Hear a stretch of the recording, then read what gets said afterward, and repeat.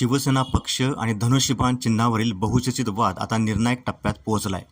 सर्वोच्च न्यायालयात बुधवारी अंतिम सुनावणीला सुरुवात झाली असून सुनावणी दरम्यान न्यायालयाने केलेल्या महत्त्वपूर्ण निरीक्षणामुळे या प्रकरणाला नवे वळण मिळाले आहे.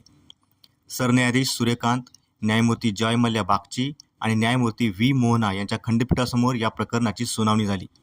उद्धव ठाकरे गटाने फेब्रुवारी 2023मध्ये निवडणूक आयोगाने दिलेल्या त्या निर्णयाला आव्हान दिले आहे, ज्यामध्ये एकनाथ शिंदे गटाला खरी शिवसेना म्हणून मान्यता देत धनुष्यबाण चिन्ह देण्यात आलं होतं.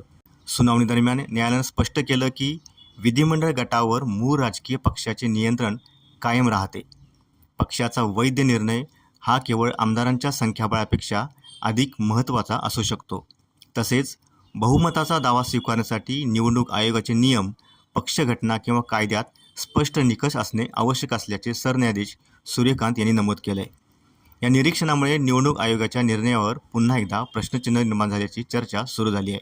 दरम्यान अंतिम निकाल लागेपर्यंत शिंदे गटाला देण्यात आलेले धनुष्यबाण चिन्ह तात्पुरते गोठवावे अशी मागणी उद्धव ठाकरे गटाने न्यायालयात केली आहे.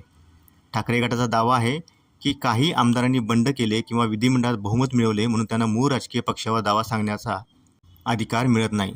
विधिमंडळ पक्ष आणि मूळ राजकीय पक्ष या दोन स्वतंत्र संस्था असून काही आमदार म्हणजे संपूर्ण पक्ष होत नाही असा त्यांचा युक्तिवाद आहे. दुसरीकडे शिंदे गटाने निवडणूक आयोगाचा निर्णय सिम्बॉल्स ऑर्डर 1968 नुसार पूर्णपणे कायदेशीर असल्याचं सांगितले. आयोगाने हजारो प्रतिज्ञापत्र, कागदपत्र, लोकप्रतिनिधींचे संख्याबळ आणि संघटनात्मक पाठबळ तपासूनच हा निर्णय दिल्याचा दावा शिंदे गटाच्या वकिलांनी केला आहे. एकूणच दोन्ही बाजूंचे युक्तिवाद ऐकल्यानंतर शिवसेना पक्ष आणि धनुष्यबाण चिन्हाबाबतचा बहुप्रतीक्षित अंतिम निर्णय लवकरच येण्याची शक्यता असून त्याकडे राज्याच्या राजकीय वर्तुळाचे लक्ष लागले आहे.